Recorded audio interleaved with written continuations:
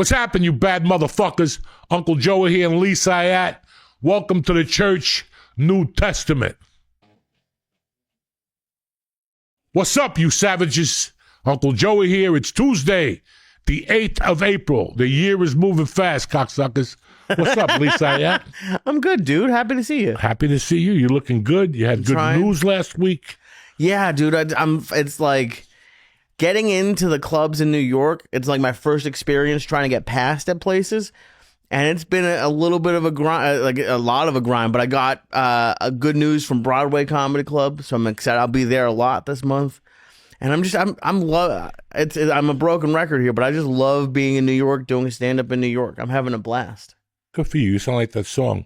Remember that song in the 70s? I love New York. I do. That's you. You're the new I never want to leave. I love New York. And then as you're saying New York, you get hit in the head with a stick from behind. Dude, every fucking day. Me too. I just got an email yesterday. Has it got mugged? Yeah, they got the over and under. Listen, you should put that on. Follow you one day. Take the mugging. It's going to be family. They're not going to beat you up. What do you mean? Just give them the cash in your wallet. Give them a picture of your girlfriend, whatever. Hold on to the wallet. Do people still put pictures in their wallet? Do you have pictures in your wallet still? Yeah. Fuck yeah. I've never met anyone who other than you who has pictures in their wallet. A picture of my daughter on her first communion. It's like 9 years old. You got that? But don't you have the dude, the weightlifting Rago, dude? Yes. I got Dan Rago in there. Yes. That's all. I forgot. Dude, that's good. That's changed now since the phone, I bet. You're like one of the few people, I bet, who still has that. Old school. Look, if the phone goes up to 2,300, I'm going back to a can and a string. You know what I'm saying? 2,300 is what they're saying. This is just giving people an excuse to raise prices now. Oh, All you got to do is mention tariffs. Already, they're starting tariffs. Tariffs. Everybody was buying cars this week like a motherfucker, because that's it. And now your parts, if you thought your parts took long during the pandemic, forget about fucking now. Especially if you got Thank God I'm not buying shit. No. Not a thing. And it's the only time I've been happy to not have investments. I'm the only Jew without investments, and I'm thrilled about it. Everybody's like, I lost $2 million. Bitch, if I lost $2 million, I'd be burning down a town, all right? You didn't lose $2 million. I lost $8 million. No, you didn't. If you're saying it like that, I don't believe you. If you're saying it like as you throw your wife out the window, like she comes home with, I just got a new Range Rover. What? I just lost $8 million fucking dollars. That's what I want to see. Don't just tell me, I lost $3 million. Yeah, but you're right. The iPhones are going to be expensive as fuck now. Everything. They're already expensive, $1,400 a month. Dude, I have that Mint Mobile that sponsors us. I got so sick of, even before the tariffs, paying $100 a month for a cell phone. $100 a month, and Mint is $15 a month, and it's the same thing. Yeah, but you call people when you're in another country. You think it works that's great. The problem with that shit. You call somebody in there like in Bulgaria. Mint. God damn it. Oh my God, how are you doing? I didn't do shit. I'm feeling a lot better. You seem like you're feeling better. Yeah, I'm feeling a lot better. I started smoking again, not gorilla style. Just because, listen, let me explain something to you. I don't like not having an appetite. I had the control to go, you know what, I'm not going to eat that. But the worst thing is when you have to eat and you're not hungry. I feel like death as it's going down. I'm like, why am I doing this? I'm not hungry. And you're not hungry without weed? Fuck. And the edibles, listen, let's be as honest as we can with everybody. I think I'm coming to the end. I'm just waiting for something to happen with heroin. Like, something. They put in a gummy. Like an improvement in heroin? Something, like heroin gummies, something, because that's my next level. I smoked weed after 5 weeks of not smoking. I thought I was going to see the devil. It was okay. Right. It was okay. And then I've been eating, I throw down 800, 1,000 milligrams of those ABXs. I'm expecting to eat the kitchen. Right. The other night I ate 3 little donuts. The tiny white ones, because they're disgusting too now. You don't like those? They're all fucking disgusting. Listen, donuts are done. There's no donuts on the East Coast no more. Dunkin' Donuts blows. We fucked up when we left L.A., and we didn't bring a franchise of Yum Yum Donuts with us. We should have brought a Mexican with us. Those are Mexican-made donuts. Oh, they're good. Fucking delicious, yum yum donuts. Well, because they make them fresh at the store. At the store. Dunkin' Donuts, dude, especially, I see them in the city all the time. Oh, my God. Have you seen what's at McDonald's now? No. Krispy Kreme is at McDonald's. They're just trying to kill us now. They deliver in the city. They have Krispy Kreme at every McDonald's. Just in the back of like a U-Haul truck, they bring it already pre-made. Last time I had Krispy Kreme, it tasted like dick, okay? Yeah. When Dean Delray, when you're coming out of fucking Irvine or Ontario, you're pulling out of there, it's 11:30, there ain't nothing to do, and there's a fucking Krispy Kreme. And I go in there and get a dozen for the drive home of just the regular donuts with the glazed. The glazed. Oh my God. Oh yeah. Me and Marilyn Martinez, whoever was in the car, were like, dibs 4. Fuck it. I'm getting 4 fucking donuts. That's how good. And they were warm. Ooh. Out of the fucking box. Dude, it's my favorite part about doing Mohegan Sun. If anyone asks, I'll do a free spot at Mohegan Sun because they have one of the ones that with the conveyor belt. And that gets hot. Oh, that's amazing. But when it's like room temperature, it tastes like cardboard. I saw a Cinnabon the other day. I still like those. I haven't had a Cinnabon in 15 years. I was like, Mercy, you want to go inside the Cinnabon? And she's like, hell no. Really? Yeah, no. It's like, that shit tastes like ass now. But I'll tell you what else they destroyed in New Jersey. What? The apple turnover. It does not exist in New Jersey. It tastes like dick. I bought 3 or 4 of them just to try them out. I think I threw away all 4 of them.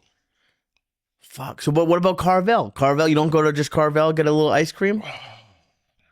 Every once in a while, I go in there now and I get a little cone. But the problem is, you got kids working at Carvel, and they don't know the spirit of Carvel. Every time you go in there, they just fuck it up. A bunch of kids with acne just fucking it up. There's one by my house that's a drive-through. You have to, if you want something original, you have to go in the daytime when the owner's there. She's my age. And she'll make a fucking egg cream that'll make your head blow up. If you tell her thin, she'll make it like milk. Whatever you tell her, she's dope on it. The kids that work there at night, they're 17, bro. They have no responsibility. It's, whatever they pay, $12 an hour. They don't care. The fucking pineapple has shit in it. Oh, no. You have to take the pineapple and move it around from every hour on the hour. Right. These kids it just sits there. Dude, if you're high, if you have 800 milligrams in you and stuff doesn't taste good, there's a problem. A lot of shit don't taste good. Wait till you get older. You're going to go, wow, I used to eat 22 of those. Now I eat one of them and I want to shoot myself. Your taste buds change. And I know you're half joking around, but do you get the munchies on heroin? Like when you were doing heroin, did you get the munchies? Or are you just taking heroin because you want to be fucked up? I want to be fucked up, okay? Nobody takes heroin and thinks about the munchies, Lee. Well, you said you want to be able to eat. That's why if you don't want to go on Ozempic, just do heroin. You'll never eat. You'll be asleep the whole You'll time. You'll never eat. You'll sleep, get up, shoot, snort, whatever the fuck you want. But I'm just waiting for heroin gummies right now. That's it. I'm done with the THC. I moved to a different level. 50 years. I'm a doctor. I got a doctorate in THC. What do you want from me? So, but do you think, and I know you probably don't keep up on heroin, but I would imagine now, because they were making edible gummies in their kitchen in California, like the stars. That's all fentanyl. I don't want her. Listen. You don't think they're making heroin gummies? They probably are. I need to do it from a legit chemist. Somebody who went to Yale. I don't want to do it with Nikki's uncle. No. He went to jail and he knows how to make. I don't want to do that. Okay. I want to make it legit. I want them to get China White, that shit that makes you fucking play Jimi Hendrix music when you don't even know how to play the guitar. You do a line of China White, you're in here playing like Jimi Hendrix. You don't even know. You're in here going like fucking Jose Feliciano with no eyes and shit. So, holy shit. Is Jose Feliciano still alive? He's still alive. How old? Blind as a bat. He's got to be 80 because he sang Chico and the Man song. Damn. And that was 77. So that's 23 and 25, 48, right? No, 58. No, 53. What am I thinking? 20. You said so many numbers. I don't know what. When was the last, when's the last time you were completely sober for a week? 1988. And you don't what goes through your mind when you're completely like you just hate it? It's just boring. Boredom, nothing. It's bad enough my mother died. When your mom or your dad dies, when your mom dies, the rest of your life it's like eating food with no salt on it. That's the best way I could tell people. When your mom dies, that's what life becomes. No salt. Right. And then when you stop smoking, I mean, there's positive things to it. I don't want to say I had a good time the last 5 weeks. Yeah, it seems like Things started coming out. Like, the comedy writing was horrible. The getting loose on stage was horrible. But I liked where my mind went. What was the difference? Clarity. A little bit of clarity. I had a lot of noise in my head ending the year last year. A lot of shit, And sometimes, believe it or not, that's what makes you sick. When Really? You're thinking too much about shit. And listen, I know comedians that go on the road and they don't even worry about their material. And here I am at home going, I'm going to cancel that gig because I only got 20 minutes. Just, there's so many things that I worry about that I shouldn't worry about. And the shit I should worry about, I don't worry about. Do you think that's what was fucking with your stomach, the worry? No, my daughter's getting older. I'm getting old. Listen, I didn't have a midlife crisis. What I did was had a kid. You know what I'm saying?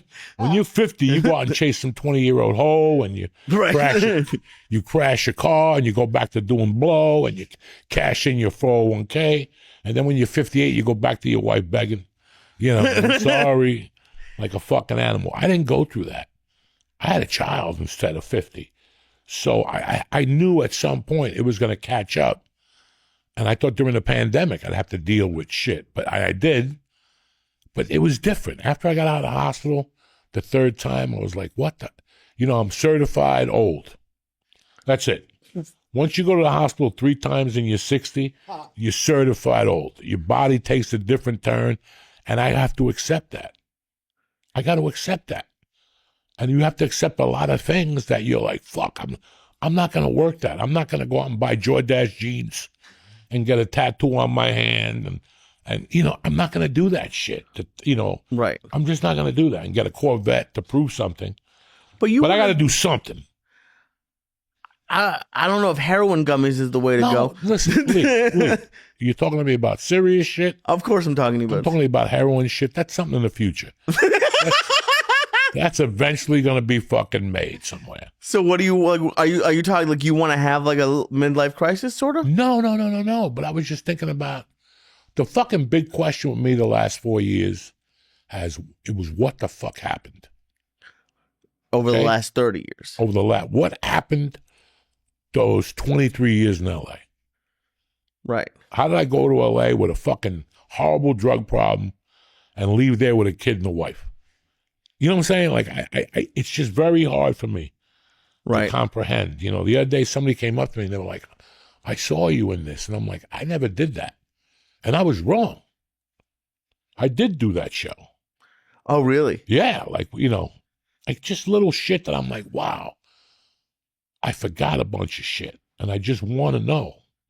Well, I think that happens. I feel like that happens a lot in life. Like, thinking back, like looking back at a lot of the church clips that people are posting, I was 23 or something. And now, like, I think life just happens fast. But then, yeah, for you, like, you focus so much on just, like, what's in front of you that, like, you don't seem like you go back in your head and, like, ruminate over, like, the past a lot. Like, you just are really focused, or at least were on just, like, just in the present. Man, you have to always go back every once in a while and figure out where you went wrong, what you could do to do better, what you should have done, what you'll do the next time. That's just a part of life. That's just not. You do that? It didn't. That's just the way I don't sit there and go, I shouldn't have robbed that gas station. Okay, I did it. I'm happy. We moved on. Okay.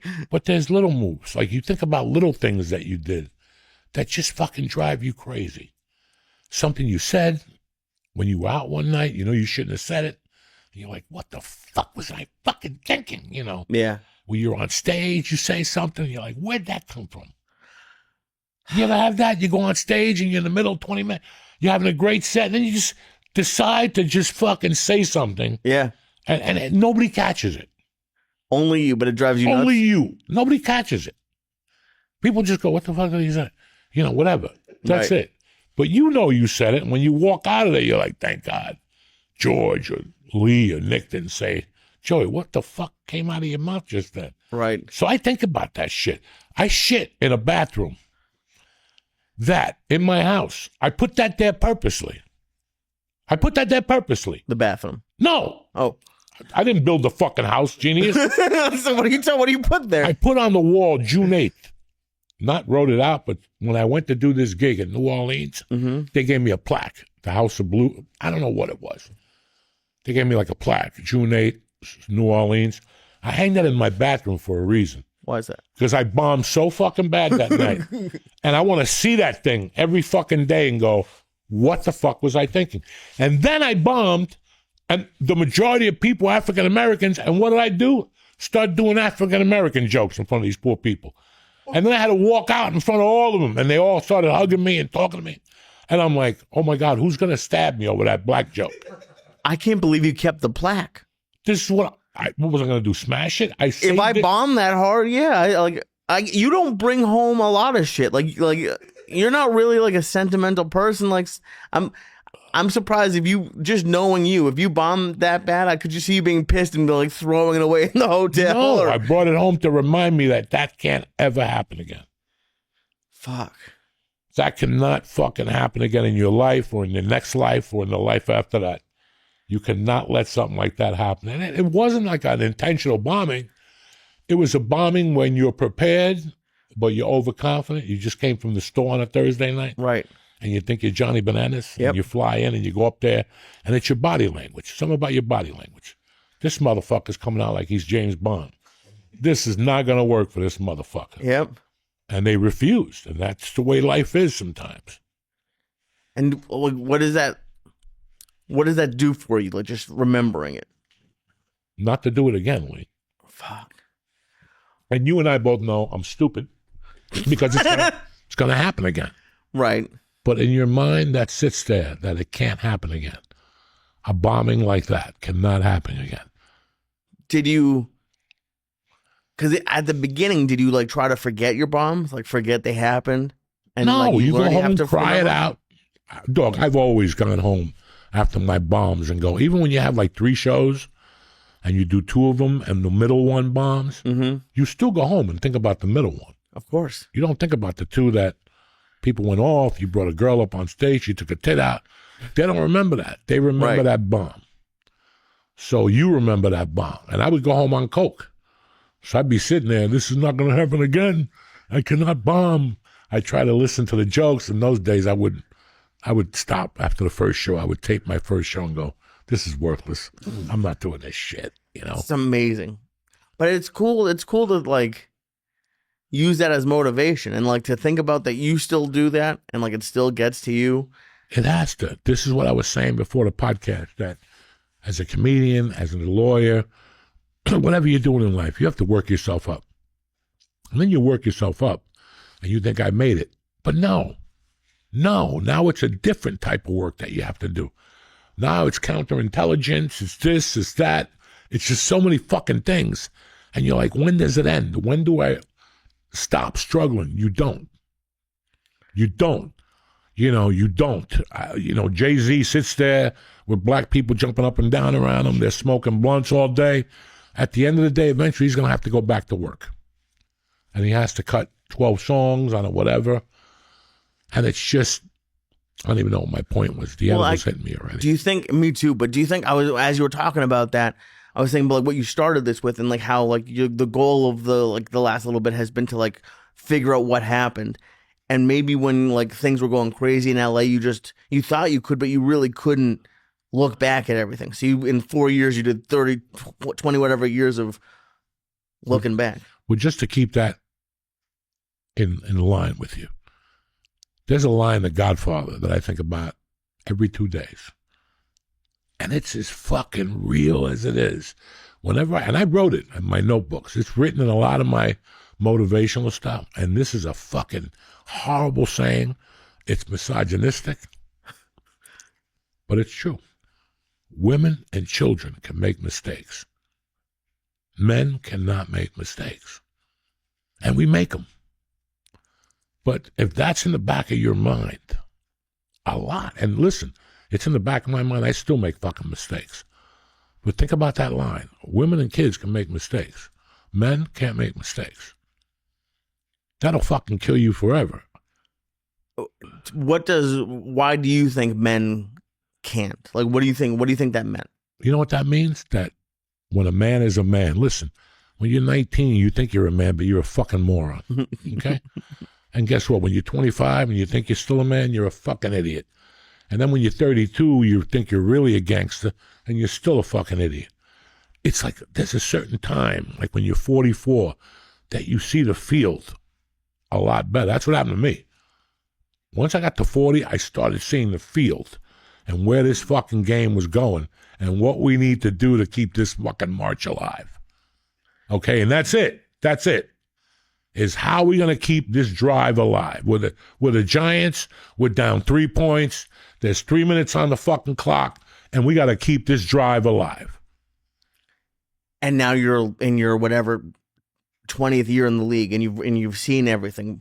Yeah. And before, when you're a rookie, you have no idea what's going on. No it does idea. seem like life's coming at you really fast when you're young. No idea. But along the way, we think we got it. And you really don't got it. You're trying the best you can to compose it, and you're chuckling and jiving. You know what I'm saying? And it's like what I said, you become a professional in your mind. You're an amateur until you become a professional, but it has to click in your coconut first before you could go on to the next thing. So we're done with the fucking Nirvana hour here? Absolutely. All right. What was I say? I was thinking about, I have never in all my fucking life, since I started this podcast, been hit up so much about this fucking captain of police in North Bergen who shit on his desk. I have never been hit up so much of people going, and then I guess the lieutenant got a DUI in Bergen County somewhere or something like this. I have never in my life been hitting up from so many people, and it's like a combination goof, fucking like Joey. Like some people like Joey, what the fuck is happening in North Bergen? It seems like an Onion article. Like it seems like a joke. Like something out of the Onion. And, every 3 days, a building gets hit in North Bergen, a dump truck goes into Target. It's always something down here. Like, we never had this bad luck in all our lives. If we did, it's because Carmine Balzano shot a guy 7 times in the back. It was good, worthy news. You know what I'm saying? Right. Not taking a shit on his fucking desk. And, people keep asking me, what the fuck is going on up there? And the simple thing I can say is this, man. I've been back here for 5 years. I drive around North Bergen. Parts of it look fucking beautiful. Other parts of it look like it's 1955. Where my mother has the house down there, had the house where I grew up, it looks like 1955.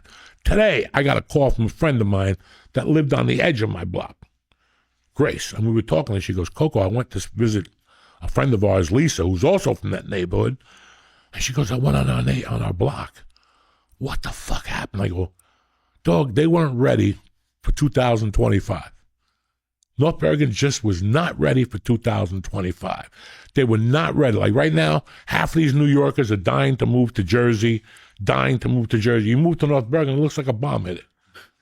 Looks like a fucking bomb hit it. And aren't taxes really high? Really fucking high, and they're about to get higher. And the only way I can think about it is like, listen, man, first off, the mayor of North Bergen is like a mob boss, right? Like, I'm not saying he's a mob boss. I'm just saying this to you guys understand. He's hurt. He's down. He got shot. All right? He's like Vito Corleone. So when you have Vito Corleone shot, you got all your underlings trying to figure it out, and none of them, I don't think any of them really have to fill that void. I really don't. I look around this town, I go, I don't understand what happened here. I grew up with this town was fucking straight up gangsters. This town was straight up gangsters, man. My 8th grade teacher is coming on the show next month. I swear to God. He went to fucking jail for murder for 13 years. 8th grade fucking teacher. Before or after he was your teacher? During. The fuck is wrong with you? He was the mayor of Weehawken. Up the town from when we taped. Jesus. So we were raised here by fucking pseudo gangsters, and they stole. But everything looked up to date and everything looked great. I look at towns surrounding, like I went to Jersey City a month ago. Looks like a fucking new city up there. Fucking Jersey City is gorgeous. Yeah. You know, I come up, I get lost sometimes, and I end up in Hoboken. Fucking gorgeous. And then you come to North Bergen, and there's all these Puerto Rican vans and stopping on Kennedy Boulevard. I mean, it's just, you know, I don't know. I don't know what the future is. But why did he shit on the guy's desk? I don't know. I'll call him tomorrow. I'll call 911 and ask him, hey, why'd the fucking chief of police shit on the fucking desk? That'll fucking baffle them. Like, they'll sit there like, I don't know. Hold on. We got to get... I bet they've gotten a couple calls about it. Yeah. Can you imagine? Have you ever wanted to do that to somebody? What? Shit on their desk? Yeah. No, but I shit on a kid's box and put it in his drawer. In jail? Yeah, I shit in his cheese box. Yeah, put an American flag on it and fucking the welfare cheese. And I put it in his drawer, and he found it like 3 weeks later. It was a skeleton. We'll be back with Dean Delray, cocksuckers. We're back, bitches. My main man, Dean Delray's in studio. It's been close to 4 or 5 fucking years since we did the original church with Dean Delray. I couldn't believe when you said that. You go, I've been out here in Jersey for 5 years. August 19th, it'll be 5 fucking years. Dude, it hit me like a fucking sledgehammer because I remember specifically exactly how it went down. I was living around the corner from you. I go, all right. I live Are you still living there? No, I moved. I had to get out of there because, you know, once COVID was over, I go, holy shit, I'm in the Burbank flight path. During COVID, no planes. Then all of a sudden, oh, that's right. COVID ends once in a while. And then after about 3 months, from 7:10 a.m. to 10 p.m., every 8 minutes. Dude, it was fucking insane. And I was like, that's why Joey's on the edibles, because he can just pass out through those fucking planes, because you were getting that too. I never heard him. I never heard one. Shit. You missed where did you live? You lived in the valley? He I lived lived in right around the Colfax. corner from him. Yeah. Oh, I didn't hear one plane. Me neither. Oh my God, dude. Well, also they said that the fucking, some snafu went down where the rich people of Pasadena pulled some kind of shake and fake and had Burbank Airport switch the flight pattern. So they're suing them right now. And all of a sudden, they used to fly out and then go over Van Nuys, the industrial area, and then head out towards Pasadena. Now it's straight over Studio City and then take a right down fucking, you know, all the way down Ventura Boulevard. It's crazy. All day long now. So anyway, I'm on the couch and you go, hey, are you home? And I go, yeah. You go, I'm coming by. I go, all right.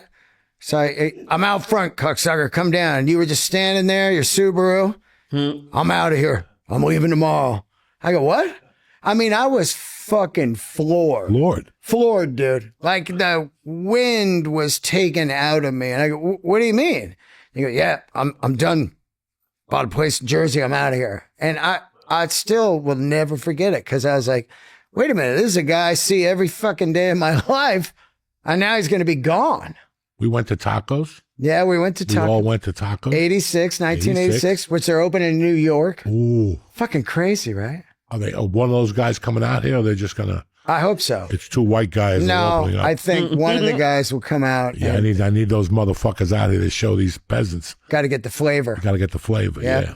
But that was it, man. And now here I'm sitting on the couch just now, and you said 5 years, and I mean, we've hung. You flew in town one time, and then we did the Sony haul together. But other than that, man, you know, text and calls. It's crazy how fast it went. I really can't believe it, actually. We could have gone to college.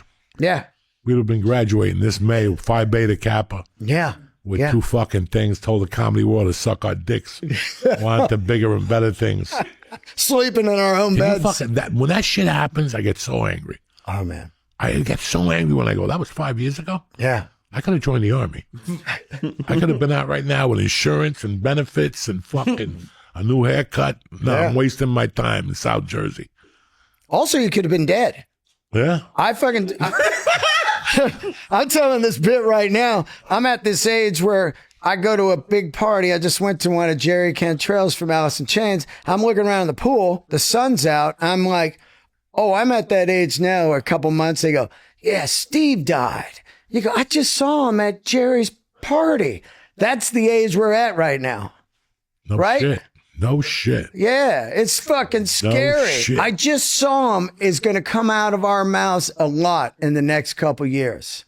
Dude, why does everyone over 60 talk about dying all the time? Because Roundup in the soil. All the time. Everything's poison, It's, man. it's even 50. When you guys start turning 50, all you will talk about is dying. Yeah. Listen, it's a reality. Yeah, but you don't have to talk about it every Listen, the day. thing when you're 20, you could wake up and go, I'm gonna die, whatever. Yeah. You know? But and then you hit 30 and you're like, I'm living like a doctor. Then you hit 40 and you fucked a chick with AIDS and you didn't get it. You know? And then you just start going down the ladder and all of a sudden one day you go, I'm lucky. But eventually I'm gonna fucking die or something. Yeah. And now you start doing preventive shit or whatever. You start going to church. You don't curse. Start going to church, those guys, Yeah. man. Boy, do they find God quick. Oh, you One find bad God quick, man. misdiagnosis. We think it's a stroke. You're like, oh, Jesus, And you in know, the church. when you're 60 or 50, you want to live. I mean, yeah. Who doesn't want to live? God, yeah. But then you start looking like there's a couple of 80-year-olds that do everything. You know, somebody was telling me the other day that their 83-year-old still works, their father. They do everything. And some 80-year-olds can't get out of their fucking wheelchair Yeah. or can't get out of their bed. So it's a card you're taking, you know? So instead of taking that card, do something about it. Start getting ready for Yeah. that age, Yeah. you know? So you won't fucking be a mope, you know? You have to go to the doctor now. And it's so weird to get older. And Oh, you, dude. And you still think you're so fucking invincible. And you're really not. You cannot.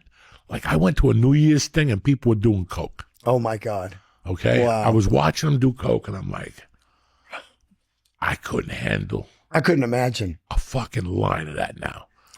Just your heart alone, you know, that dum dum dum dum dum dum. That's fucking scary. When you're young and you're like, ride it out, you're hitting some wild turkey, trying to come down a little bit in the corner. Imagine you're 60 and you do a fucking bump and you're hoping it doesn't have any fentanyl. You're asking the guy, this stuff's cool, right? And he's like, yeah, I think so. And you're rolling the fucking dice?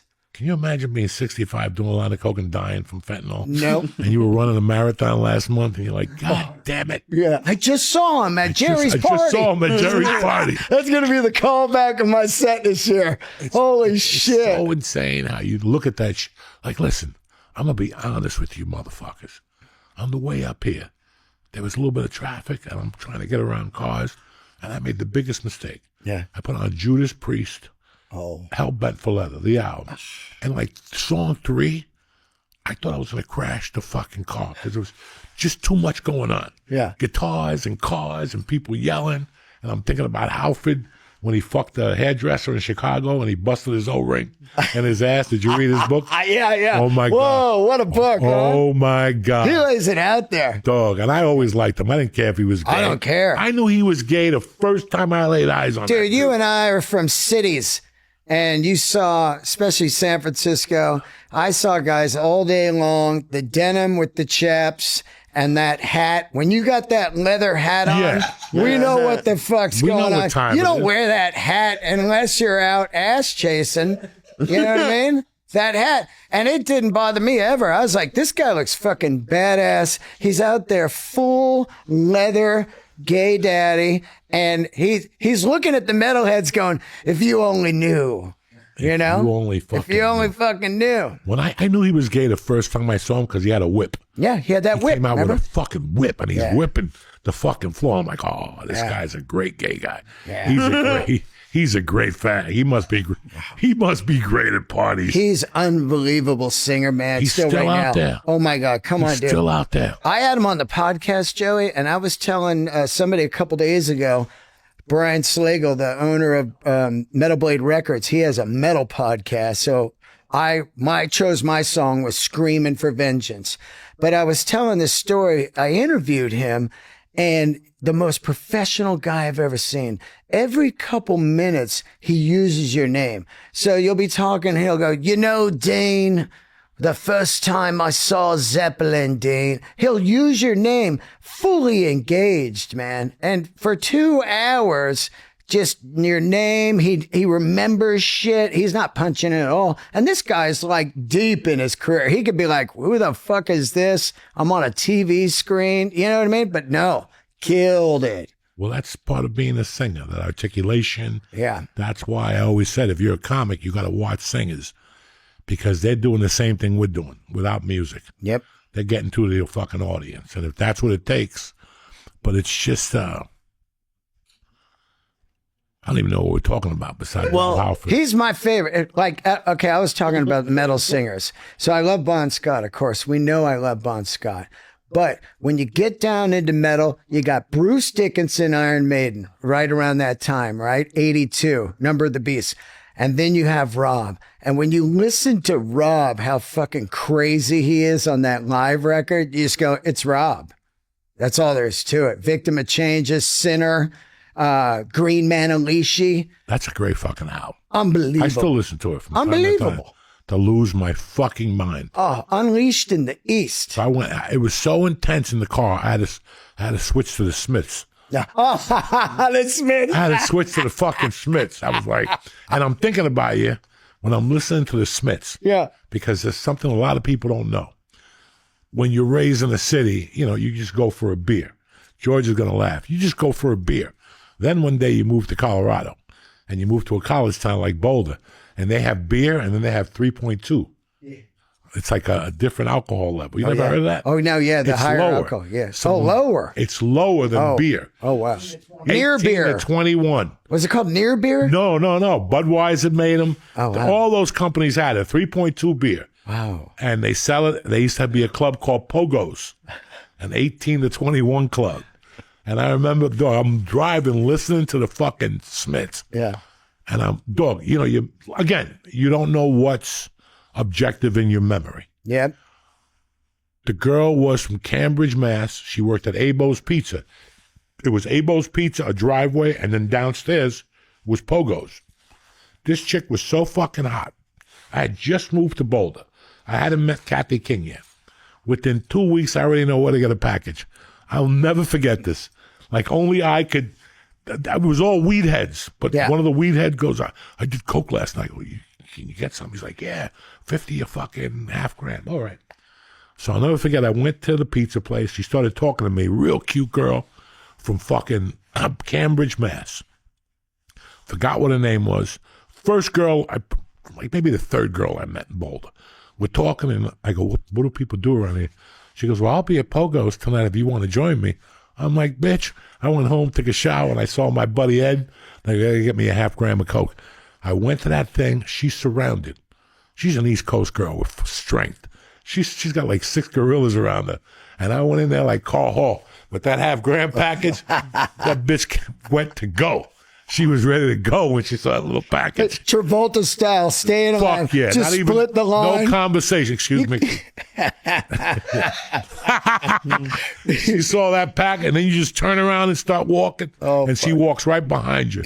And I dated her for like 3 days. Then I don't know what happened. Yeah, like 3 days she came over. That was fucking insane that I still remembered about 3.2 beer. And then this motherfucker goes to a party one night, and he takes my weightlifting gloves to Pogo's or some shit. And I go, where's my gloves? He goes, I think I left them at Pogo. I was going to fucking strangle him. My fucking weightlifting gloves. He thought he was Rob Halford. He's going down there. He's coming in as the dice man. Oh, Yeah, he's got the gloves like, in. God damn it. I don't even wear those gloves out. That's embarrassing. Dude, I was just in your bathroom, and you got the fucking king on your wall in there. Kelly Leak from Bad News Bears. I didn't put that up. Oh, let The me tell you, artistic man. director did. That fucking guy, man, and that movie is just a He's great. masterpiece. Yeah, that's a great movie. Come on, man. Then they tried to remake it, right? With Billy Bob. Bob. Yeah. Billy Bob's a bad motherfucker, Oh, I love him. but he's not the bad No, news he's Sling Blade to me for life. Yeah, but he's good on this oil show. I heard he's killing Hey, it. what else is a good show? Mobland Mobland. with the London people. I heard that shit's great. Fucking Helen Mirren, dog. Oh yeah, she's She's amazing. the sexiest old lady. You got to see her in this show. Oh, she's fire. She has a leopard top on, Yeah. a leather skirt. She gives her grandson. The grandson says to her, Mammy, I wish I had cocaine. And she goes, well. And she goes in her bra last night. She takes it out. I'm going to have a little taste for you right here. Whoa. Who gives their grandson cocaine? Granny finger. Helen Mirren isn't even a bad motherfucker. Oh, I love her. She is, she's past that. Yeah. Like, that's Denzel Washington. She's legend. Helen Mirren is up to like, because then I watched her on 1923. Oh, yeah, yep. And she was shooting motherfuckers last night. The Western one? Yeah. Oh, that's a great show. Yeah, yeah. In fact, I got the other hour to watch because it was a long one last night. But that's what I'm watching. What are you laughing about over there, Tricky Dicky? I don't want to. I think it's Helen Mirren. Who? Helen Mirren. That's her name, right? Not Myron. Myron Mirren. Yeah. You know who I'm talking about? Yeah, She's an old English chick. I'll That's tell you cute. a crazy story, Joey, about her. She was up for an Academy Award about, I don't know, maybe 8-9 years ago for something like The Queen or something. She did some movie I saw, and she was fucking fantastic. So every Sunday morning, I would go riding with Mike Beach, the actor. You know, we did this movie together. So after that, we became really tight. We'd ride every Sunday morning. So we went to that Starbucks on Sunset across the street from the Griddle. At like Yeah. They had the hamburger place next right, to it. exactly, right there. So we pull in at like 7 in the morning, and we're going to get coffees, and then we're going to ride out Sunset to Malibu. And we park, and it's Academy Award Day. And this car pulls up. She gets out. It's like a limo, like a black car. And she comes walking towards Beach and I hit Beach like, holy shit. She comes up. She's all, gentlemen. I go, you're going to win tonight. And she goes, well, thank you. And she fucking won. And Beach and I were like, hell yeah, we saw her this morning. You know, That's a amazing bad bitch. story. That's like a Hollywood type of story where you run into people, you know, like, did She's that the real happen? deal. Yeah, She's she the real is. fucking deal, man. Oh my God, I love her. I love TV show. I love what, like now for like 2 months there was nothing. Yeah. And now we got something again. I'm excited because now then the mayor of whatever will be back. Mayor what? Oh, that's my movie. Oh, That's my TV show and shit.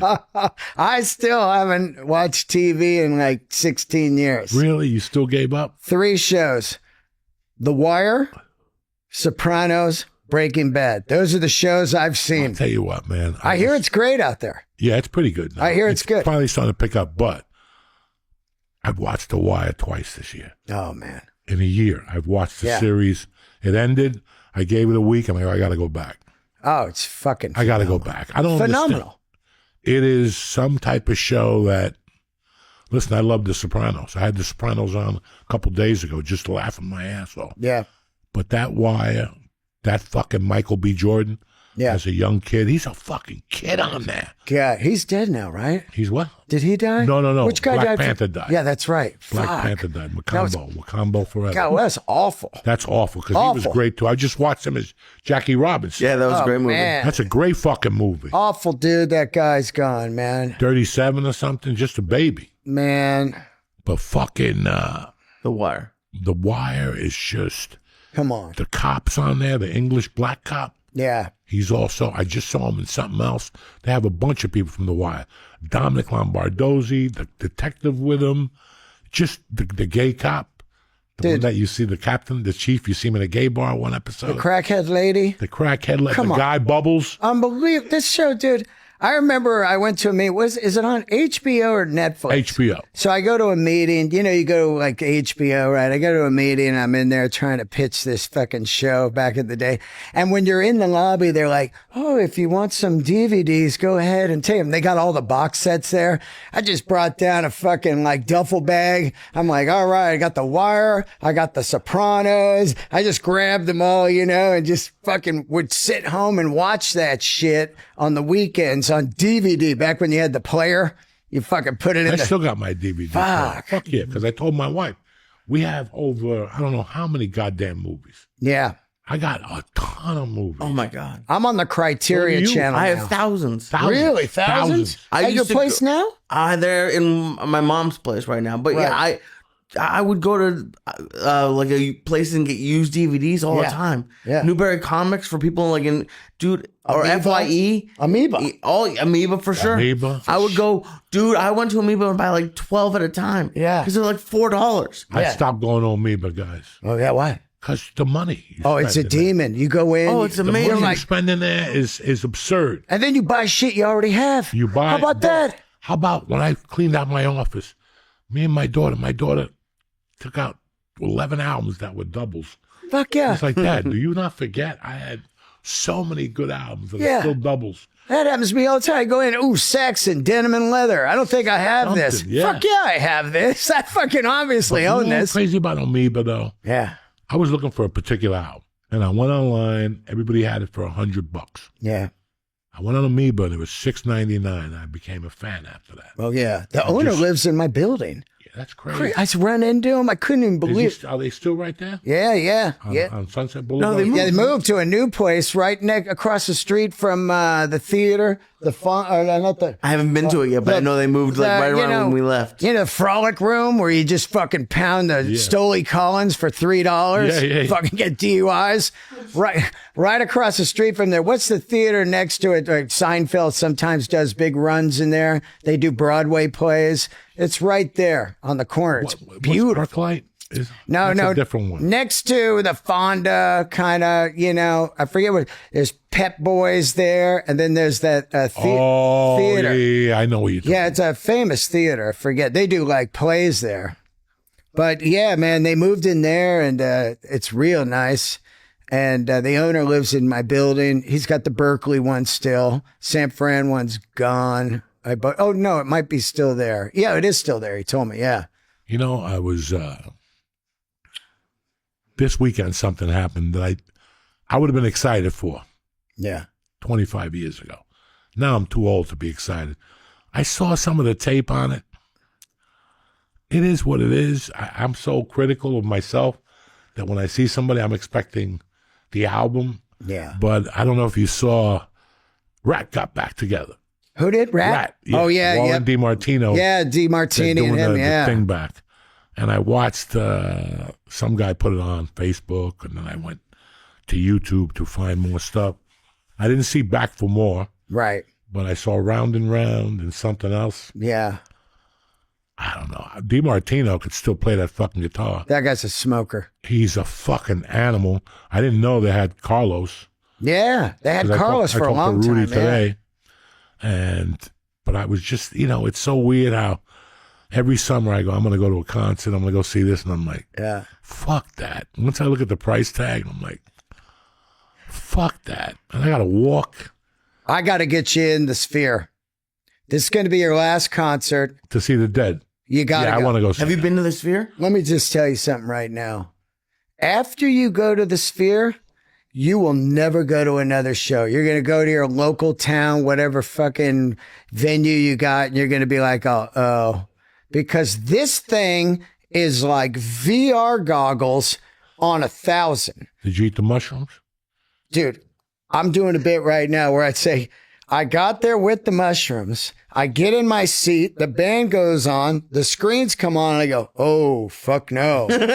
And I put those things away because I know what's coming.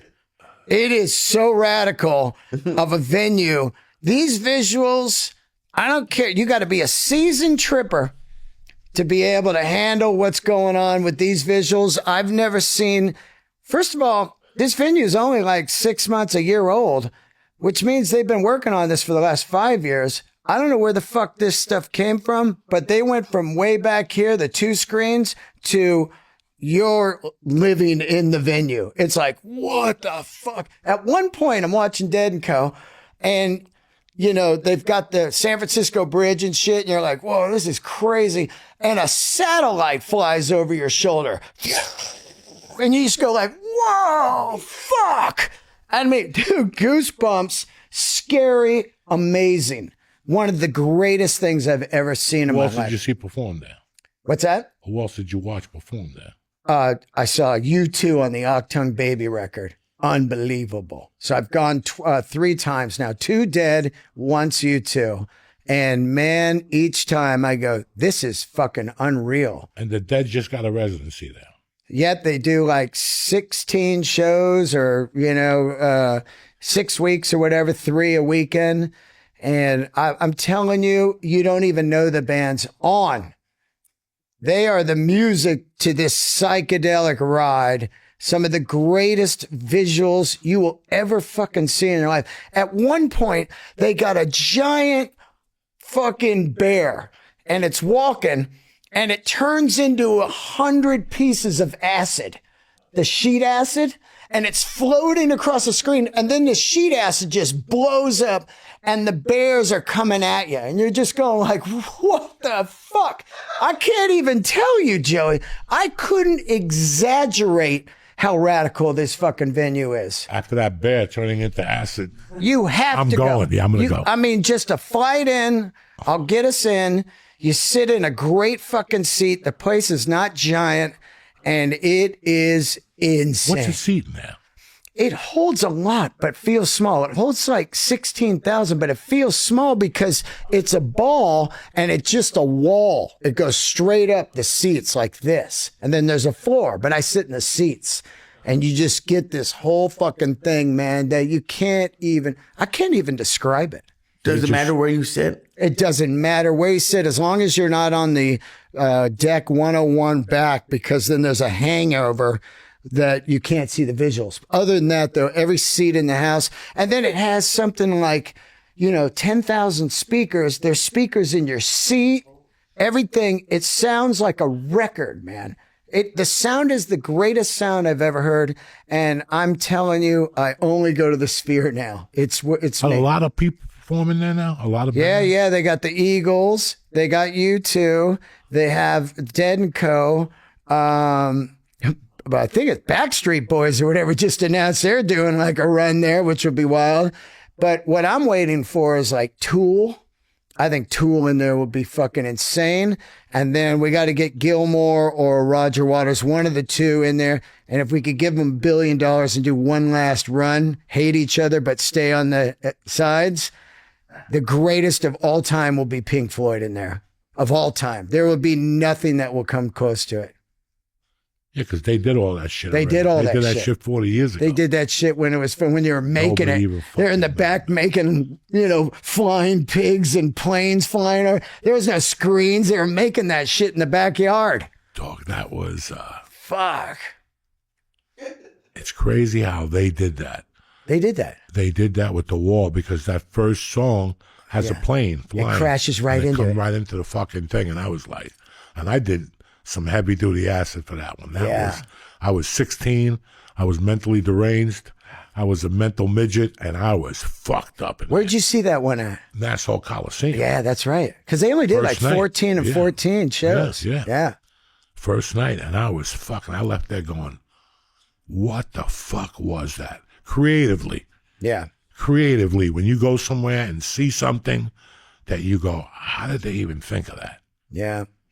That's how the Sphere is. When you see it, you go, who the fuck give them all the awards, the visual awards, the sound awards, the venue award. This is how insane it is too. I don't even fuck with bad food. They have pizza in there from some place called Pizza Rock in Vegas. So I go, fuck it. Let's get a piece of pizza. We're at a concert. I eat this pizza. I'm blown away. I'm like, what is this? Even the pizza is fucking good. Everything. How far from it's on the... It's right behind, it's kind of connected to the Venetian and the Wynn. Right there. You can stay at either hotel and you just walk in. Easy. You'll love it. No bullshit. You walk in, you sit in your seat. It's perfect climate temperature. And the whole thing is a screen. The entire fucking place. So at one point I'm watching U2 and they're dismantling Vegas. Whoever does these videos, man, it's insane. They start taking Vegas apart over a song. And by the end of the song, it's just Vegas desert and that old Tropicana sitting there. And you feel like you're outside. You're like, I can't imagine doing ass in there. Oh, that's what I'm saying. Because you're sitting in there going, fuck, Vegas is falling the fuck apart. Oh, yeah. You feel like you're seeing it. You're going, oh my God, we got to get out of here. Oh, man, I can't wait till you see it. So here's what you got to do. You book a gig in Vegas so you're not just out there. Right. No, I don't just go nowhere. Yeah. You got to pick up an envelope. Fuck Yeah. that shit. You pick up the envelope, and then the next night we see that, man, and it's a glorious On a weekend. Sunday night or something. Yeah, Saturday or Sunday. Or even Sunday. flying Friday, do the mushrooms Friday. 100%. Go Friday night and then do the show on Sunday. I would actually Saturday. take mushrooms with you there because I've been there now 3 times, so I've got my bearings. But, first couple of times I go, I don't want to fuck around in here. This is crazy, Oh, man, I'm telling you, Joey, it was fucking epic. And John Mayer just destroying. Destroying. He's so fucking good. It's fucking nuts. Guy is unbelievable. He's And fueled by pussy. Yeah. That motherfucker has fucked everybody in Hollywood. Everybody. He has destroyed every snatch with that guitar. He just walks in like one of those Latin Mexican guys playing the guitar with a cape on. Yeah. Next thing you know, he's Zorro. Then he fucked this chick, right? She wrote a song about him, the skinny chick that's dating the football player. Yeah, he fucked her too. Oh, fuck. Yeah, he banged her in the head with the guitar. He just said, here, take these songs, bitch. He fucked her in the head with the guitar. The guy can play. The That guy dude can can play. sing. Holy shit. So you're doing something that I'm very proud of you to do. I know you've been working on it for a while. It's your new special, and you got a bunch of symbols surrounding it. I mean, this is just, it's great for you that you're doing this and how seriously you took it and the sets and, there's not a lot of people that work with like you, Dean. There's not a lot of people that are out there working like you. And when a person like you with your attitude has that type of animalism, shit doesn't really bother you No. because you're not focused. It's like what you said, the guy promised you on the Apple show and then you don't hear nothing the next day. Yeah. But you're so used to your stuff that's what happens. The only time you get uncomfortable shit like that was you're not doing the work. Right. And that's what people don't realize. I know who's bullshitting me when like I can't get stuff going because you're not putting in the work. Right. Don't tell me that you're not getting this. It's like me with stand-up. I'm having a hard time, but I can't put the work in. It's so much fucking work. Oh, my God. It's so many notebooks. And I sit there for hours in the morning and I just write stories and shit like that. I got to do Ari's storytelling show. I'm in no danger. Oh, my God. I don't even have a story for it. Yeah. Yeah. It's, Nothing has happened exciting the last 5 years. oh, fuck. Do you know what I'm saying? Except my daughter hitting a double or something like that. You know what I'm saying? Like, there's nothing exciting. But that's a fucking story because here's the thing I think is interesting about you right now in this thing. And I try to convey it on stage also is like, this is funny because you've been this tornado your whole life. Tornado. And now you're like, hey, fuck all this. You know what I mean? I just want to watch these Little League dads fight. And I'll just have an edible and laugh at it. That's And what I then do. I want to go home to my house. That's what I do. And that is a fucking interesting thing to hear from somebody that achieved such high status in comedy from the fucking ashes all the way up to, you and I, you're sold out the Chicago theater. You got specials, you got a book, you've been on TV. So it's cool to hear that side of it. Like, fuck all, I just want to do nothing. There's something funny about I want to do nothing. And it's so hard to do nothing.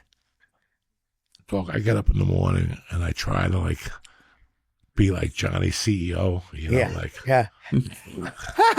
Johnny CEO. and it just ain't working no more. You know what I'm saying? It just ain't working.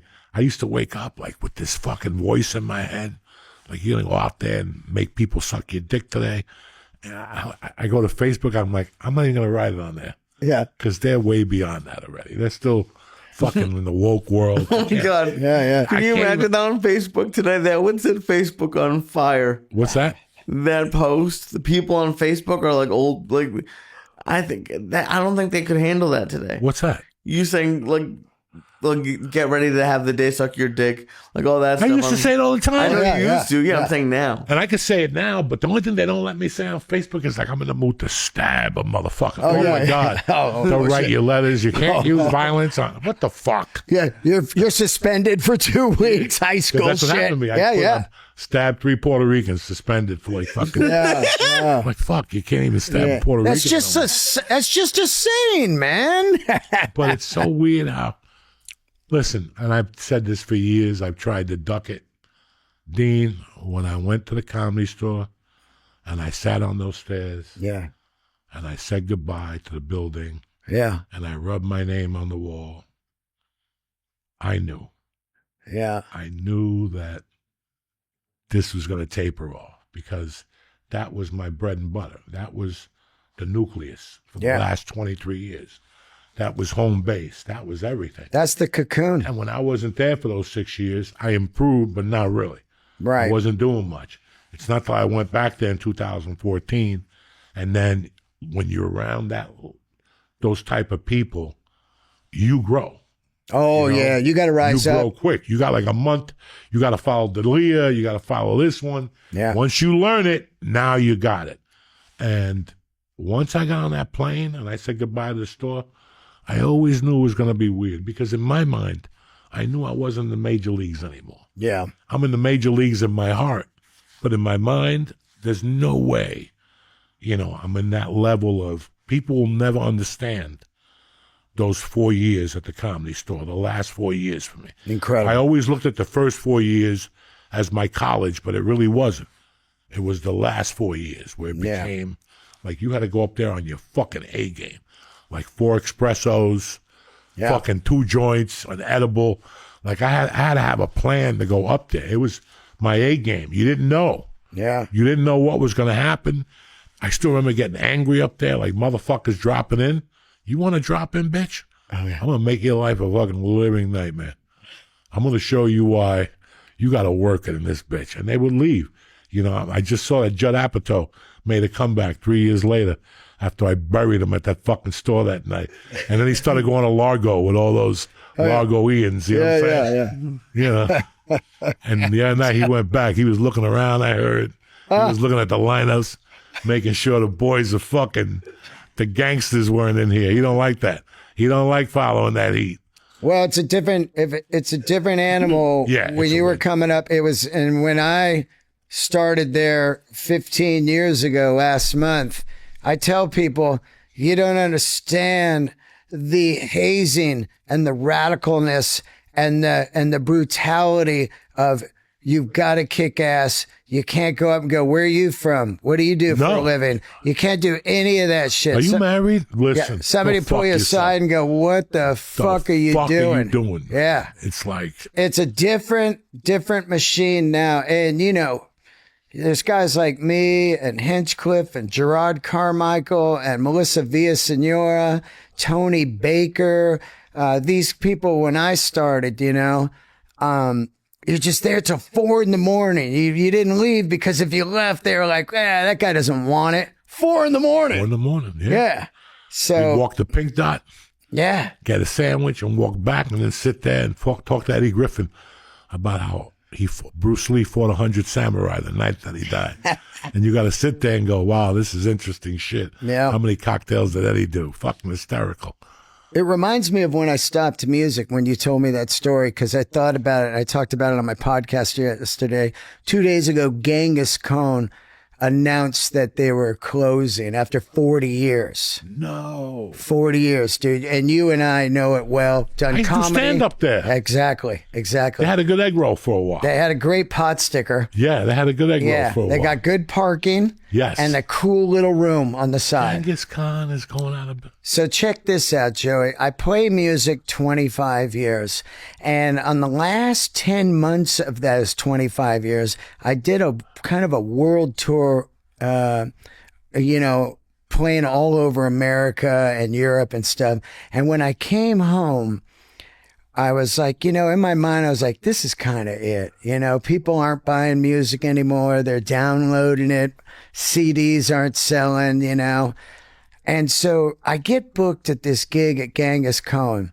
And I get in my Dodge Super B and I put the acoustic guitar in the trunk and I drive up and I walk in and it's packed. And I go, oh shit, yeah, it's packed. And there's a girl on before me, like a pop girl. And as soon as she's done, the place empties out. And I'm next. And I go up there and I'm playing a 10-song set. There's people texting, they're talking and shit. And in my mind, I go, this is it. I'm going to count down these tunes. And when I'm done, I will not play music ever again. So I was like Burr on that thing. 10 more minutes, blah, blah, blah, blah. 7 more minutes. I was like 5 more songs in my head, 4 more songs. And when I got to the last song, I put the guitar in the case, put it in the trunk, drove the Super B out of there, and never played music again other than the Bon Scott thing once a year. But it's amazing how quick people just forget. They're not like, hey, where you get, a couple weeks ago, when's your next gig? And after that, it kind of goes away and you're selling Harleys in the valley in the 114 degree sun. Having some guy go, pull the blue one out again. I want to see it in the sun. It's like, motherfucker, it's 117 out and your wife ain't going to let you buy this. Get out of here. So when I got here, I was looking for a job. Yeah. Like during the pandemic, Yep. I was close to get a job at CVS, stocking shelves by my house. Whoa, really? Doing what? Stocking shelves. Whoa. I was like, but then I realized nobody would hire me. Yeah. Yeah. I couldn't get hired if I fucking wanted. Thank God for that felony, huh? No, well, the felony and, people like Joe, if you come to work here. Oh, yeah, you'll get mobbed. It's going to be mobbed, the Peter. Yeah. We'll make money, but then when you're not here, we're not going to do nothing. So Yeah. it was like. But also people are like, aren't you Joe? Hey, can I get a photo? Yeah, that's the reality of it. Oh, Like, my I was God, like, how yeah. can I get a fucking job in a warehouse? People going to fucking torture me and shit. This is how fucking crazy I am. Yeah. Well, why were you getting a job? I just wanted to try the normal life, man. Yeah. I tried it. It sucks. It's just like The Godfather when they go, I'm out and they pull me back in. Because there I was. I did music 25 years, and then I go, I'm going to sell Harleys. I need health care. And then the Tarantino people come walking on one day out of fucking nowhere, and they go, hey, we need an advisor on this biker film. And next thing you know, I land a role and advising on Hell Ride, and then I start doing movies and then comedy. So it was like, what the fuck, the weirdest way to get into comedy. The long way. But it's crazy how I was like, you know what? Something's going to happen. Yeah. I'm going to buy into a weed store. Somebody will have a fucking hot dog business. They need a partner or something. Nothing's happened. Yeah. So I'm stuck doing stand-up. And it's just fucking fine. Yeah. I can't be on planes every weekend anymore. That's one thing that the tours, that's done. It's worse than ever, the planes. The planes are worse than ever. I don't have the patience no more. No. I just don't have the patience. The animals in there, man. If I get there and they go, the plane's delayed, Oh. I fucking snap like a twig. And then the walking and the switching, and they lose your luggage. And you're like, you know what, man? And every once in a while, you do get a great flight. Yeah. You do get a great flight. But no air traffic controller guys anymore. You're like, hey, are we cool to come in right now? A wheel falls Yeah, off. there was something wrong the other night. They were diverting people out of Newark. There was a fire at Newark the other night. Fucking You crazy. could see the flames from the fucking highway or some shit. Every time you get on a plane now you have to take that insurance. Yeah. So Oh, yeah. and your family gets nothing. They get like $5,000. Well, I thought if I died in a plane ride, I get a couple million. Oh, yeah. You get $250,000 or $175,000, a percentage of what you're going to make for the rest of your life. Oh. That's the big. Look at these people in Minneapolis. The plane that flipped over. They told me the 30 G's to go fuck yourself. Go fuck myself. I'm calling fucking the judge that's getting that poor bastard out of Nicaragua that Trump sent down there by mistake. You see that poor bastard? Oh, yeah. They got him in a prison. I didn't do nothing. They had to do something. Oh. Somewhere along the line, you ran a package for the Nicaraguans. You did something for Valle del Norte, whatever that gang's name is. I don't know what the fuck their name is. Oh, my God. No, the other fucking guy that, Trump just sent back, he iced some people, right? He sent back a bunch of Venezuelan gang members.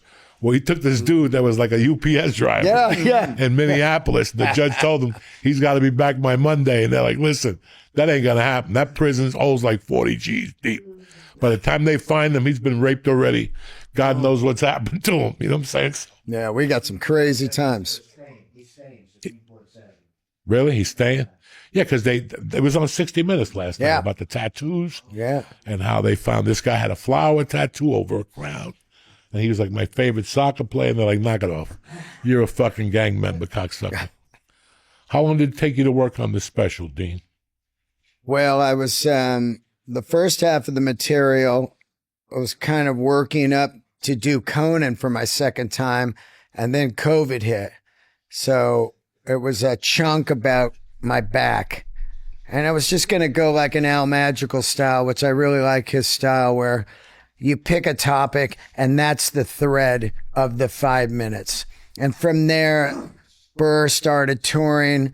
We did a Texas tour right around COVID, and COVID was ending. And then from then on, I went on a 2-year arena tour with him, and I started working this stuff. And about the last 4 months of the tour, I was like, two things scared me. You know, I had this weird acid reflux called silent reflux, where I didn't know I have it. It's not like the reflex where you go, God damn, heartburn. It's silent. My voice started fucking like going away because the acid flies up on your vocal cords and it just trashes it. So I went to the doctor and I was like worried, like I have no special in 15 years. If I died right now, it would be like I didn't do comedy. You know, like, yeah, I heard he did comedy, but I never fucking saw it. So immediately I was like, I got to get a special going.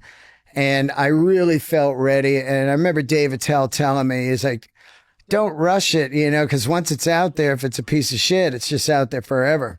So I really fucking dug into it. I was ready. And at the right time, I ended up interviewing this guy named Todd Mayo. And he owned this cave in Tennessee where they do bluegrass concerts. He has an Emmy award-winning TV show called The Cavern Sessions on PBS.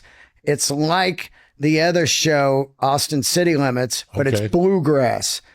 He found this cave. He was just down in the dumps in his life and went cave fucking hiking, found it, went, I wonder if we could do a concert in here. He does Chris Stapleton, his first show. 12 years later, I'm interviewing him because he wrote a book called The Caveman Chronicles.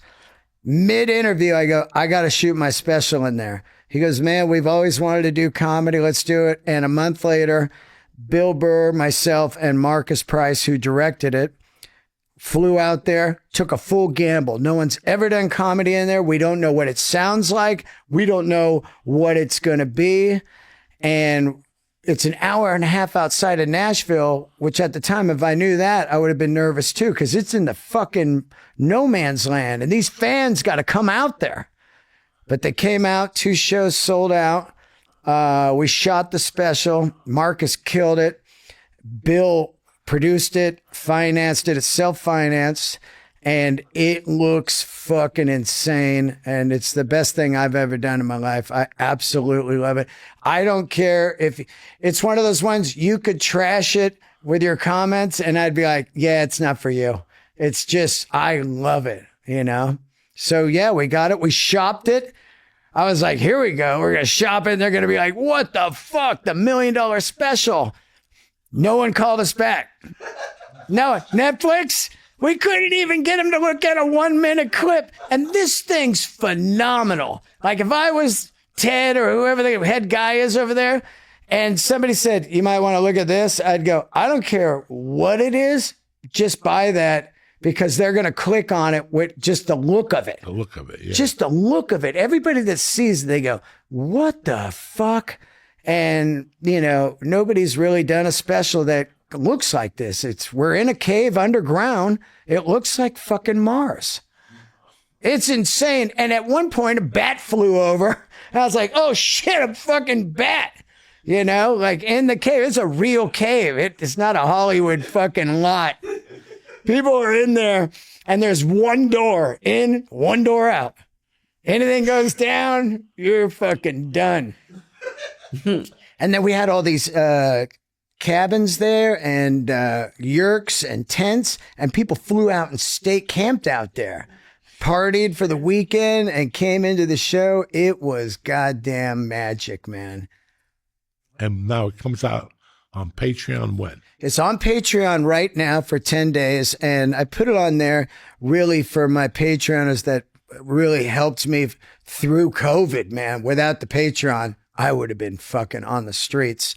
I gave it to them last night. We watched it together, and now you can buy it on my Patreon for $10. You know, it's self-financed.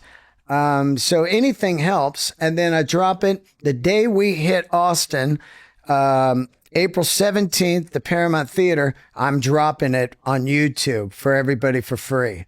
And all I ask is just to share it or fucking just watch it, man. You know, it's pretty fucking insane, the look of it. And I love the jokes. The thread is great. I was ready. I was definitely ready. You know, for you, man. Goddamn, I put you on the front. The intro has all these photos, the people that helped me in my career. And if you stop it, it's kind of cool. You can stop it like a slot machine and see who comes up. Like Joey, San Francisco, when it was fogged out and I had the headline for you while your flight was stuck. Oh, shit. That's right. Yeah, that comes up. Right. Then you and I in the Comedy Store hallway the last week before you left. Boom, photo in there. I put everybody in there that really meant a lot to me in my life and my career. And then I dedicated to my mom, who passed away a couple years ago, who didn't get to see this, unfortunately. But, you know, Marcus Price, who did the recent Keith Robinson special, he directed the shit out of this thing. And he's in a cave. He doesn't know. It's not like we're all in a cave. Like, what do? I think you just get a crane and fly it. You know, we had a crane in there. It was fucking flying over the people. It looks cool, man. You saw some of it, right? Yeah, it's really crazy how, I don't know what's going on in the special world anymore. Yeah. Some they buy, some people go on YouTube. Yep. It's, I mean, they didn't buy like Joe List. Yeah, but these guys are inspiring to me. You know, like a Sam Morril or, you know, Tim Dillon, all these guys that put them on and they blew up. Shane, you know, these guys put them on and then they blew up and then people buy it. And it reminds me exactly of the music business right now. The music business just sits back and they look around at like, this guy has 10 million followers. And these 3 songs are 1 billion streams. Give them a deal. So now it's almost like they're kind of laying back and they're waiting. And if something blows up, then they come at you. And then that's when you grab all the money, you know, because you go, well, I already made this. So you got to, you know, come with something because I already got it going on right now. Now, I am not delusional. And I tell people this a million times because people just go like, yeah, you just put your special up, man. You get like 3 million views and you're selling out theaters. That's if you're like, you know, say like on Rogan weekly and you're getting people sharing it and you're getting the viral thing. This thing could easily just do 5,000 views. But in my heart, I'm fine with that because I made a special that I fucking love. And that's all I cared about. You know, I love this thing. That's it, man. You know, you either get clicks or you don't. It's not going to make you stop, you know? It's not going to fucking, at least people get to see you. That's the number one thing about a special. It's a shame that HBO doesn't really put a lot of specials on anymore. Right. And if they do, it's somebody older. Yep. Now, you know, it's just, everything has changed so much, but it's also changed that we have the power. It's great. We control our own destiny. Yeah. If you want to put a half-hour special up, put a half-hour special up. Yeah. You know? Yeah. YouTube. And then there's this new Venmo TV coming out that I've been reading heavy duty on. I think it's just going to get better and better for self-made people.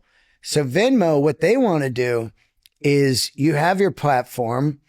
They do Venmo TV. There's no algorithm. So you're not battling like, oh, nobody saw mine because I wasn't in the algorithm. It's just straight up your own TV channel. You have it hooked up to your Venmo and people just tip you or whatever. And everybody with Venmo can just watch this shit. They're going to have like a TV channel, dude. It's going to be crazy. I think that it could take off because, you know, like a PayPal did a PayPal TV. You know, everybody has PayPal. So you're on PayPal and you go, oh, fuck, look at this, a special. I'm going to watch that. It's kind of a wild world, you know, that we're about to probably venture into. But they also, I've seen a lot of comics like get their old specials bought, Right. like later on. So like maybe they don't buy this one, but the next time they'll buy both. Right. When they blow up like Shane Gillis or something. Yeah. They license it. Mm-hmm. And then you really got it because you still own it. Right. And then you can do whatever you want. Constantly chop it up, put it out, make clips, sell it to a different market, put it on the hotels, the airplanes, anything, you know? When do you think you were ready? Like, because you said you're at 15. Like, do you think you were ready at 10 to do a special? Or like, when do you think you were ready? To do another special? No, when did you, no, like to do this one? Oh, no, about a year ago, I was like, I'm ready.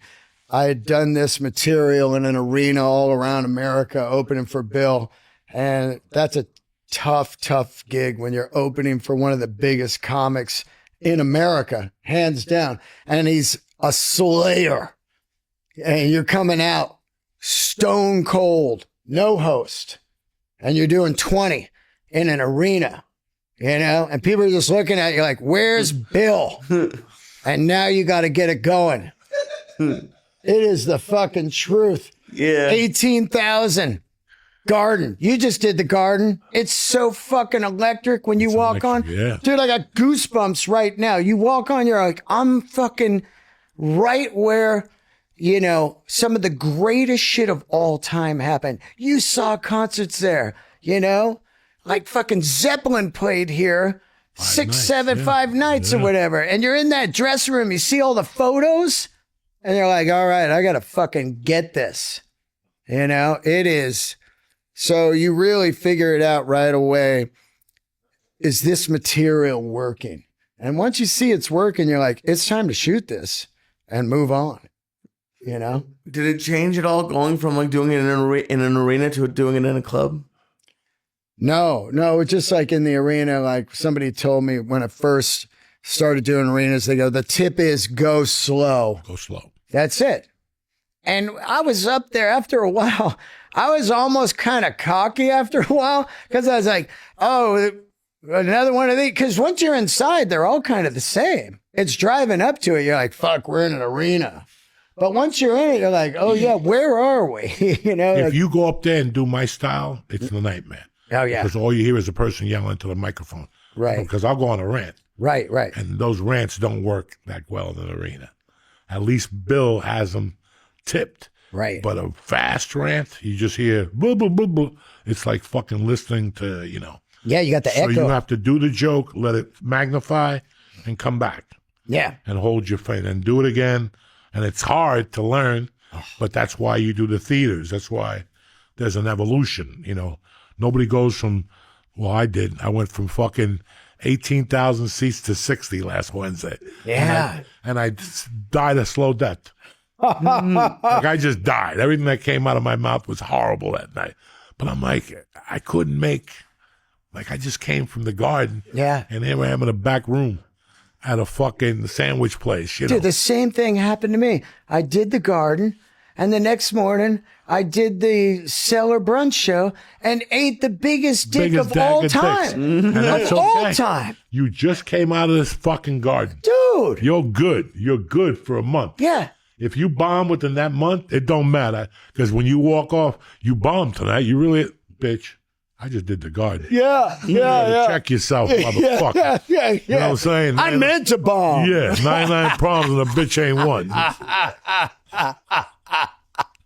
Was that your first time doing the Garden? Second, Whoa, who'd you do it with, Rogan? Tony Hinchcliffe. Oh, Tony. Kill Tony. It was a minute that's and a right. half. Oh, that's Yeah. out today, man, everybody. It's on Netflix today. The New York one? Just came out. No, not that new. It's a new episode. Oh, Kill Tony? Yeah. Oh, I thought it was the garden thing that they put No, out. they just recorded it. Yeah. Oh, Came wow. out last night, 2 nights ago, I guess. Oh, wow. Oh, yeah, the one with Shane and all those guys. Yeah, I think Rogan's on it. Yeah. yeah, I Oh, saw wow. them. Yeah, it's out today. Yeah, that's amazing, huh? Fucking Wild. crazy. Kill Tony, The Belly Room, and now they're on fucking Netflix. Dude, I look at a lot of people from the store and I look at the success they've had, and all of them crazy hard workers. There's not one person that blew in there and you're like, that fucking guy was like here 2 weeks and he did arena. No, man. It's like grind, grind, grind. I had a situation a couple weeks ago. These guys know about it. A friend of mine wanted me to put her podcast up. And it was a really weird conversation. And I did it for her because I have history with her and she's a wackadoo. And 2 hours later, she goes, I want you to take it down, you know? And then I heard from her like that night, like at 10 o'clock. And she was saying that she really wants to do a podcast, but she thought about it and she just destroyed herself. Like, you know, when you're talking to somebody, I've seen people do this all the time. Like, you know, I want to be this, but this, they just put all the negatives in it, Yeah. you know, and I said, okay, whatever you want to do, you know, it's up to your choice. I really don't give a fuck what she does. But I thought about it for 2 days, how people don't see themselves growing. But I thought about how when I did comedy all those years, I thought I was just going to die a bum. Okay? I was just doing comedy instead of doing criminal activities, whatever. My point is, but then you're running in this circle. You're in a circle, and everybody in that circle is poor. You're all struggling. This guy's got 2 roommates. This guy's mother sends him money. And then, in my world, it was like Josh Wolf, living in an apartment, eating turkey burgers. He gets a $500,000 deal. And then, you know, I saw Ralphie May in a studio apartment, and 6 months later, he's in a fucking house with a pound of weed on the fucking living room table. Yeah. You know, I still remember Joe when he was on news radio, Right. and he had the NSX or something like that. He sold the Scirocco Yeah. to the skinny kid at the store and bought an NSX, Oh, an Acura. you know? And Yeah. like you see, so when you see people, like when you grow up in North Bergen and you hang out with 10 guys, yeah, one of them might hit Eureka, gone to the Stark Market, whatever the fuck they did. But unless you see it, you don't believe in it. Yeah. And that's how because this isn't the problem. I wasn't just pointing her out. I pointed even people in LA that come to you and they go, I really want to write a script and I just need your help. And you're like, whatever you need. And then a week later, they talk themselves out of it. Yeah. Just talk themselves out of it. And you're like, you want to like talk them back into it, but you're worried about, I got a daughter. I ain't got time to convince you Yeah. to get your life together. But it's so weird how, unless you see people grow around you, Yeah. that's when you start believing it. Like I had yeah. Josh Wolf, Ralphie May, Bobby Lee. You had all these fucking people blowing up around you, Crazy. you know? And all of a sudden you're like, here I am in a 1-bedroom studio eating fucking Ugats for breakfast. And then one day something just happens. And now you're at least, like there was a time I had to call my wife every day and go, can you put $20 in the bank account? Oh, yeah. I would have like 4 from the night before. Yeah. So now I got 24. I could actually take 20 out and buy a bag of weed. Yeah. You know, I never thought I would be out of that. This was at 40. I was still calling my wife every day. Can you put 20 on my books? Joey, you know, we don't have money for the rent. I know. I'm going on the road, all this shit. But not even that. I'm not even talking about that. I'm talking about having good sets when people put you on a special or Comedy Central or whatever. It just switches. But unless people see other people growing, it's tough for them to believe Yeah. that they're going to grow. And that night, and like I said, I just pointed her out because her attitude went from hero to 0 in 4 hours. Yeah.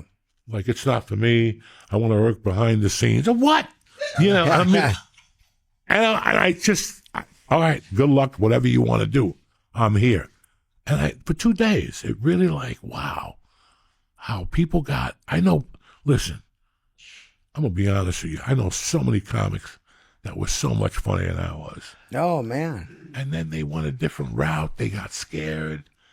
They did this. They did that.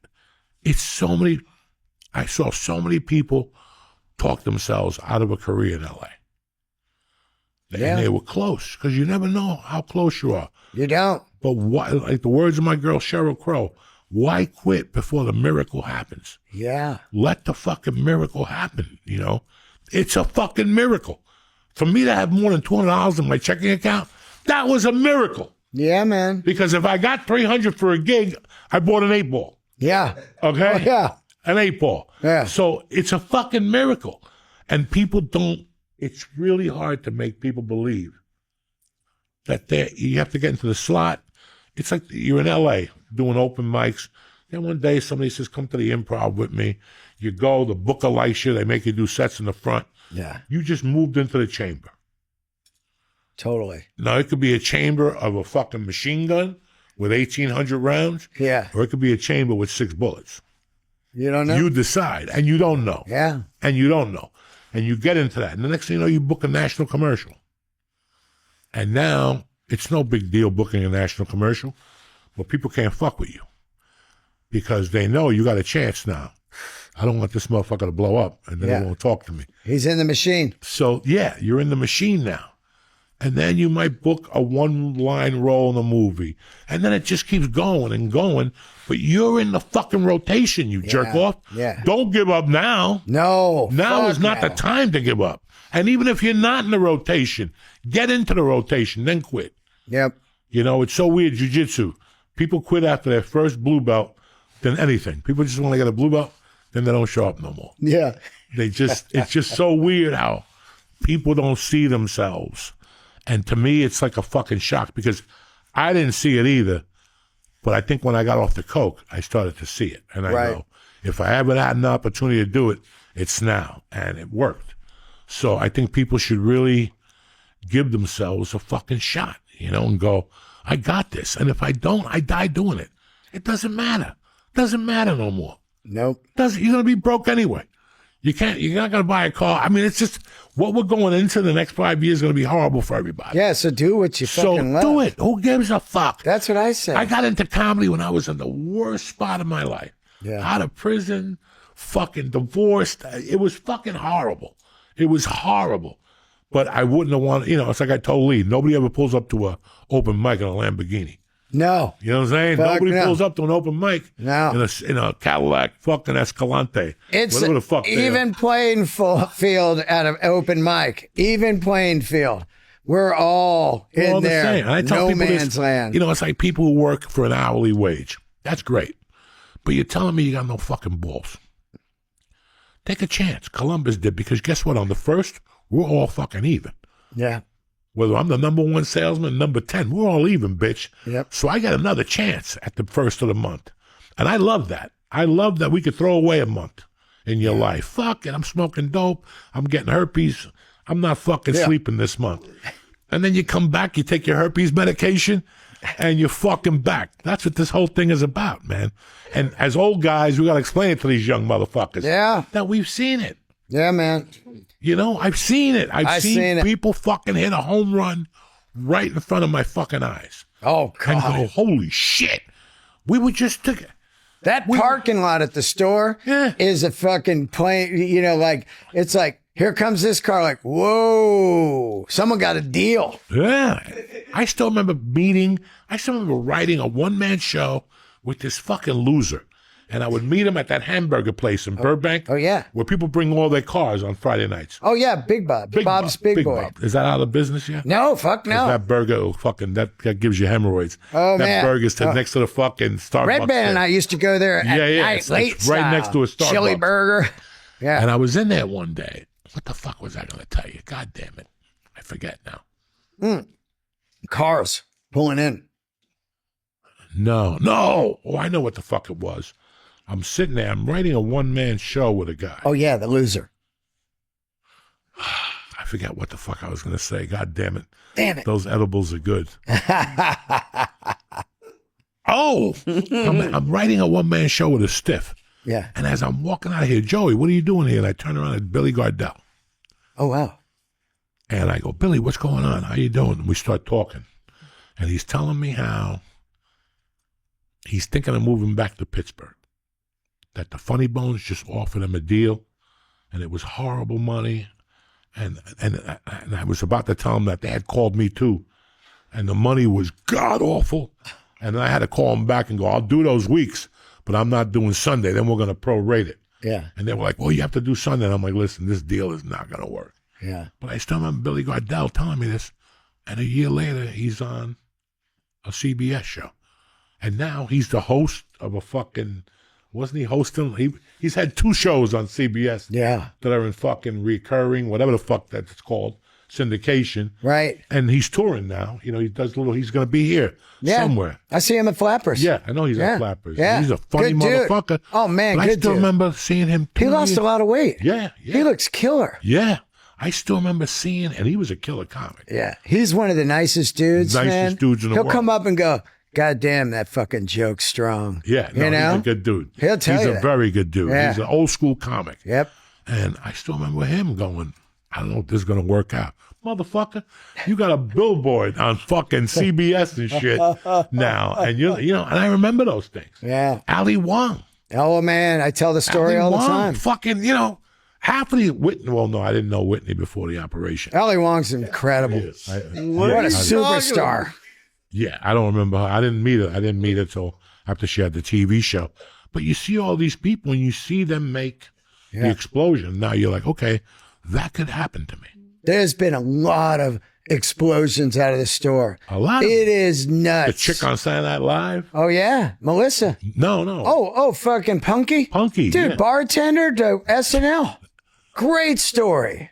Great story. I bumped into that black dude. Leslie Jones also out of there. Leslie Jones. Fucking Melissa, 3 SNL people, Crazy. I love it. Crazy. Yeah. And I remember meeting the black dude from Forrest Gump. Forrest Gump. Oh, yeah. I forget what Michael, Forrest Michael Whitaker? T. Oh. Michael T. Oh, okay. Williamson. Michael T. Williamson did the pilot for Miami Vice. And years ago, we did a new Law and Order mock-up show. Oh, wow. I got a call from an acting coach, and he goes, keep this under the fucking wraps. Law and Order wants to do something else. It was called Law and Order Judges Circle or something. Yeah. And they just wanted to use a couple actors, and she used me. It was me, the kid that's always on, he was on our podcast. He's a guitar player that came from Northern California, and he was Joe Bonamasso's student. I forget what his name is. I see him a lot on Twitter. Richie Kotzen? Huh? Richie Kotzen? No. It was him and Michael T. Williamson. Oh, wow. And during the breaks, I would talk to Michael T. Williamson. And he goes, I saw you at the store one night, good stuff. And we started talking. And he goes, I used to hang out at the store a lot before I got Miami Vice, because he was on the pilot of Miami Vice. And he goes, I used to see Trudy. Trudy was on Miami Vice. Yeah, the black that's girl. right. She was a waitress at the store. Wow. She was a fucking waitress. He used to see her. And I go, where is she today? And he goes, she owns a clothing store in Compton or, down there. Yeah. She owns clothing That store. place has churned out the stars. What's that? The store? The store. It is crazy. In the last 20 years since I started, I'm 16 years in now, I just look at the people and I go like, wow. Ari, Burr. I mean, Burr, of course, he's, Burr 30. was always a star. Right, but I'm just saying, like, when you really look at like these guys that became these giant killers in there working all that material, and then Gerard Carmichael and who else was somebody else fucking shot their special there. Brother, there was so much shit that came out of there. Yeah. And I tell people all the time. I told Lee a couple of weeks ago on this podcast, I don't really care about shit. Like, I didn't do nothing in comedy, but I held my own on Tuesdays and Thursday nights the last 4 years. Yeah. And that meant more to me than anything in the world. Those are the best lineups you're going to see. And we were right there. And they were always just being around that. You knew you had to be on top of your game. There was no fucking. No. And that's all I ever gave a fuck about. No matter how this ended, I came out of Comedy Store Marine. Yep. And that's all I ever gave a fuck about. And here we are. And You get that name on the wall, Yeah. and sometimes you're rolling down Sunset, and you turn the corner, and you see your name on the marquee. It is fucking awesome. I wouldn't even look. I would just shake my head and pull in the parking spot. It was awesome. You And the just first go, time they put your name up there, oh, you come all over yourself. oh, I sent it to my As you're mom. leaving, they're putting the name up the night before. Yeah, and they're putting it up. You're like, I'm not there. Shit. And then you get there, it's a different name. Oh, yeah. They just put that up because then somebody called in to pop in. Yeah, yeah. And you come down there and watch this, man. Yeah. Oh. Barry Sobel, Yeah. motherfucker. What the fuck? Motherfucker. Any dates, brother? Huh? Any dates? Oh, yeah. Let's see. This comes out tomorrow. So I will be with you at Moon Tower, 17th and 18th, and Lee at the Paramount Theater. Then I go to the Vegas Cellar for 7 shows, May 12th through like the 16th. And then one of my favorite new clubs in America, the Comedy Fort in Fort Collins, Colorado. I was telling you about it. It is fucking amazing. The owner's great. I'm there in June. So yeah, and then the special once again comes out April 17th on YouTube, free. Go to my website, DeanDelray.com, all the tour dates, everything, the Patreon. Thank Congratulations, you. brother. Oh, God, I fucking love you, man. And Lee, what do you got, cocksucker? Yeah, Lee, dog. Look at the shape of this beauty. I got a busy week. I got a busy I'm week. at the Broadway Comedy Club Tuesday and Thursday. I'm with you on Wednesday in Jersey. Dojo of Death. Yeah. Dojo of Death. And then I got May something. May 17th at Philadelphia. That's sold out. NJ Packers sold out now. We got tickets going on sale for August something at Parks, right? August 15th or Where? something. Parks Casino, Philadelphia. Oh, fuck yeah. That's my Oh, new yeah. little- Were you telling me you're going to do like a run there? Yeah. I've done 2 shows Oh, already. that's cool, man. I got one more next month, and then I love the place. So where you going to be again, Lee? Broadway on Tuesday and Thursday, and with you at the Dojo on Wednesday. Lee got cooked. What'd you give him? What didn't I give him? He's got some slurring going Oh, on. yeah.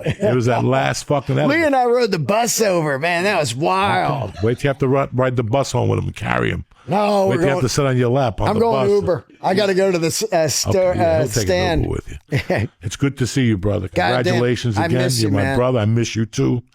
And just being here right now brings me back to those last couple of weeks in LA. That time I smoked the 24 karat at snake bite, and I was drooling, and you were talking, and I just came out like Joe Montana's the best. Just Oh my God. I was running down the stories with Lee on the bus ride over here. That fucking family brawl at the Gotham, with the tables. Oh my God. What about the time we saw the guy with the pirate? Driving. The guy driving, and, Oh, we, yeah. and we were right next to him. Oh, my the pirate, and the guy looked at us with the That was the fucking funniest, dude. Dog, Pirate. those- You're a pirate. Look at you. Let me tell you something. There's nothing like a comedy ride. Oh, my God. You have to go to a gig and there's traffic.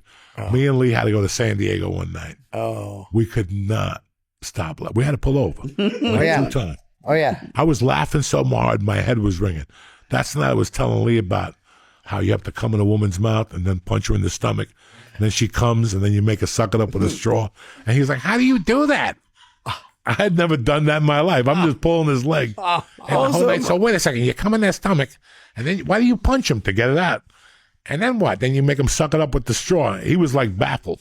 Oh, He had never heard that at Jew summer weight camp. Also, and I could be wrong, isn't this also the ride where you told me that you were pregnant? What's that?